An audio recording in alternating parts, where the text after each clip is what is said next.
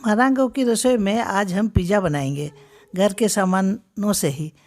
Pizza को microwave में नहीं बनाएंगे बल्कि कढ़ाई में बनाएंगे। तो किस तरह से हम बनाते हैं देखिए। जोहार, मारांगो की रसोई में आप सबों का फिर से स्वागत है।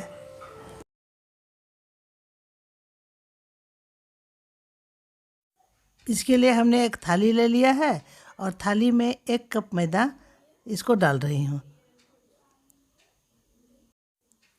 मैदे में नमक मिलाना होगा, सो हमने 1/4 चम्मच नमक दे दिया। और पिसा हुआ चीनी, इसको हमने पीस लिया था चीनी को, ये 1/2 चम्मच।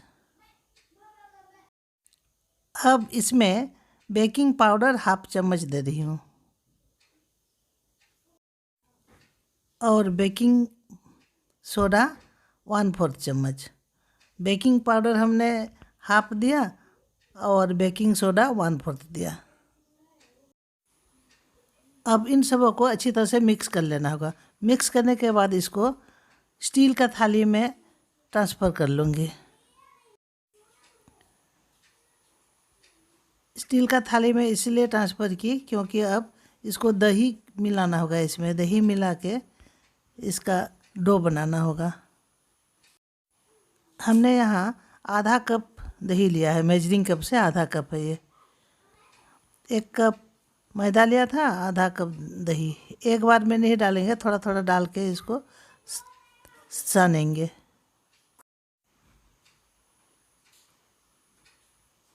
फिर लगेगा दही।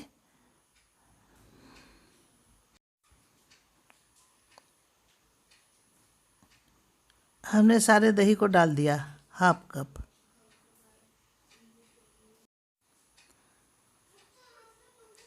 अब इसको बहुत अच्छी तरह से सानना है, इस तरह से गूँथना है बहुत अच्छी तरह से। इसमें 2 चम्मच कुकिंग ऑयल डालना होगा। कुकिंग ऑयल डालने से थोड़ा मुलायम हो जाता है।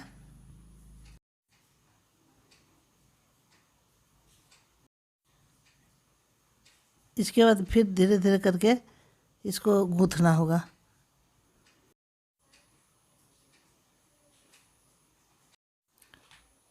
हमें थोड़ा नरम लग रहे हैं तो इसमें थोड़ा मैदा और डाल देते हैं।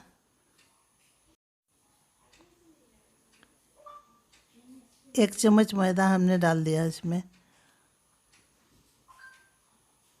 देखिए हमने इस तरह का डो बना दिया। अब इस डो को 3 हिस्सा में बांटना है।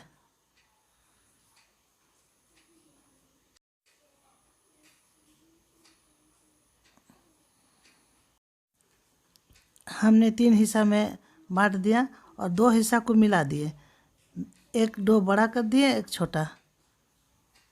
इसमें एक डो बड़ा रखना है और एक छोटा गोली बनाना है। तो बड़ा वाला गोली को पहले रख देते हैं और एक जो छोटा हमने बनाया है उसको पहले बेलते हैं रोटी के आकार का।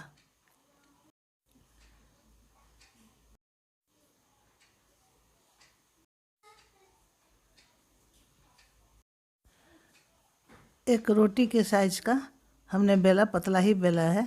ये छोटा, देखिए ये थाली हमने लिया है, छोटा थाली है। इसी साइज का हम पिज़्ज़ा बनाएंगे। हमने जो रोटी को बेला, इसको हल्का सा पहले सेंक लेते हैं। तवा के गर्म होने पर हमने रोटी को डाल दिया। इसको ज़्यादा देर तक नहीं रखना है। एक बार हमने पलट दिया, फिर दूसरे बार पलट दिया। बस हो गया। बस इतना ही सेकना है, पूरा पकाना नहीं है। इसको अब उतार लेते हैं।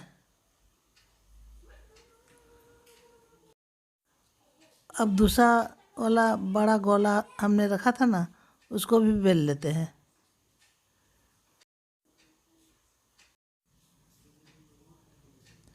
हमने इसको थोड़ा बड़ा साइज का बेला, पहले वाला रोटी से थोड़ा बड़ा साइज।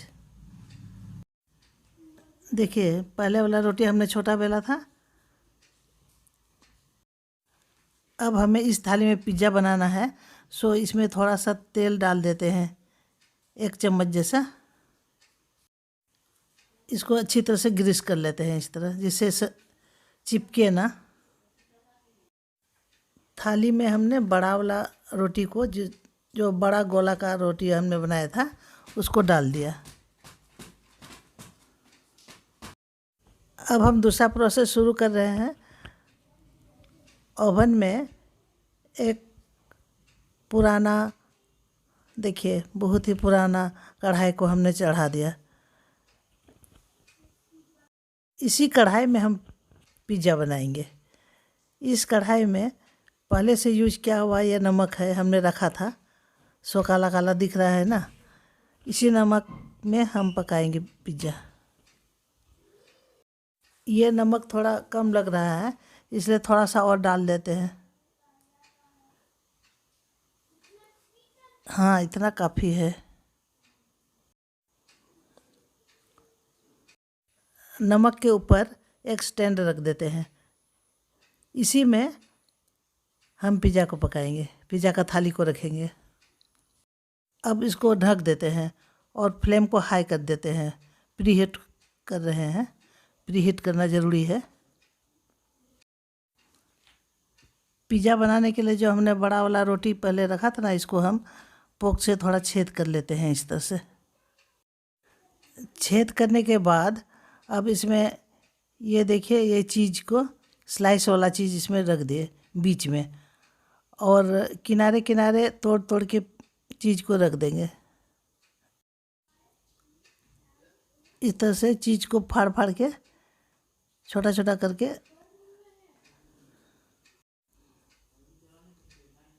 पूरा किनारा तक नहीं रखना है। देखिए हमने चीज़ को रख दिया है रोटी के ऊपर।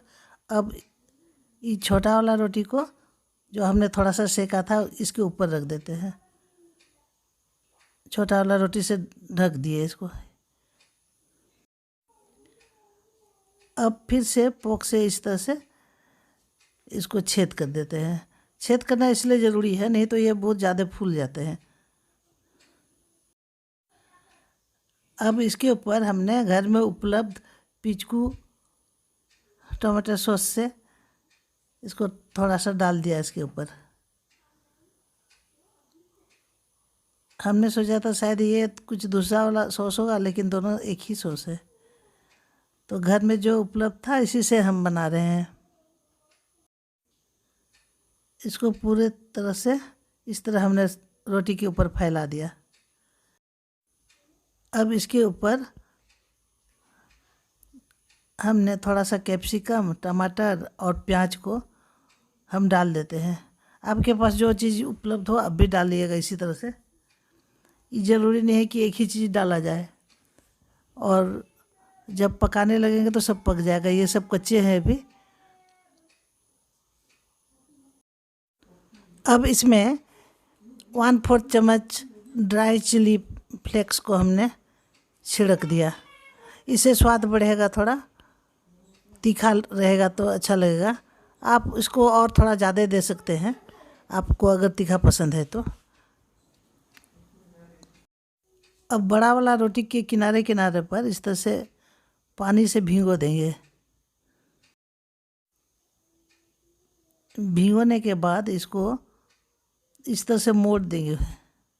इस तरह से देखिए, जैसे मैं मोड़ रही हूँ ना, इसी तरह से आप मोड़िएगा, जिससे इसका चीज़ वगैरह नहीं निकले, नहीं तो गल के निकलने लगेगा इधर से।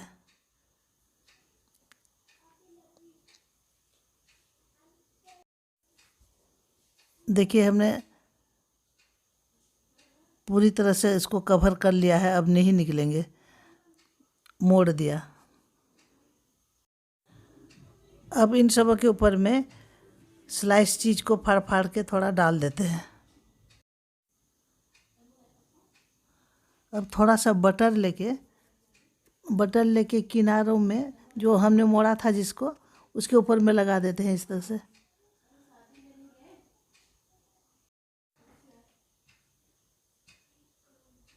पिज़्ज़ा बनाने वाला हमारा कढ़ाई प्रीहीट हो चुका है, बहुत गर्म हो चुके हैं। अब इसमें बहुत ज़्यादा गर्म है, इसलिए सड़ासी की मदद से इसको रख देते हैं थाली को, पिज़्ज़ा वाला थाली को।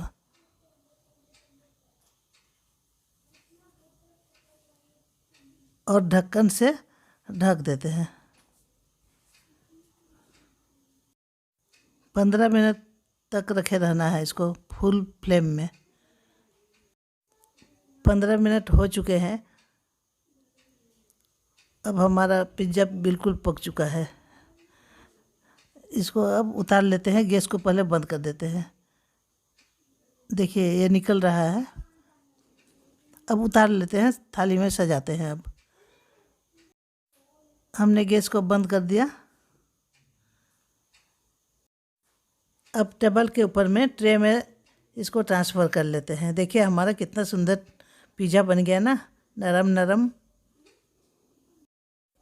देखिए घर के चीज़ों से ही बन गए ये पिज़्ज़ा। ज़्यादा सामान हमने इसमें कुछ नहीं दिया। इसके उल्टा तरफ देखिए ये बिल्कुल पक चुके हैं। ये बहुत ही स्वादिष्ट बने हुए हैं। तो आप पसंद कर रहे हैं तो जल्दी से लाइक कर दीजिए मेरे वीडियो को। चैनल में पहली बार आए हैं तो सब्सक्राइब कर दीजिए। आपने मेरा वीडियो को देखा इसलिए बहुत बहुत धन्यवाद, थैंक यू। तो फिर मिलेंगे अगले वीडियो में, तब तक के लिए बाय। अपना ख्याल रखिएगा।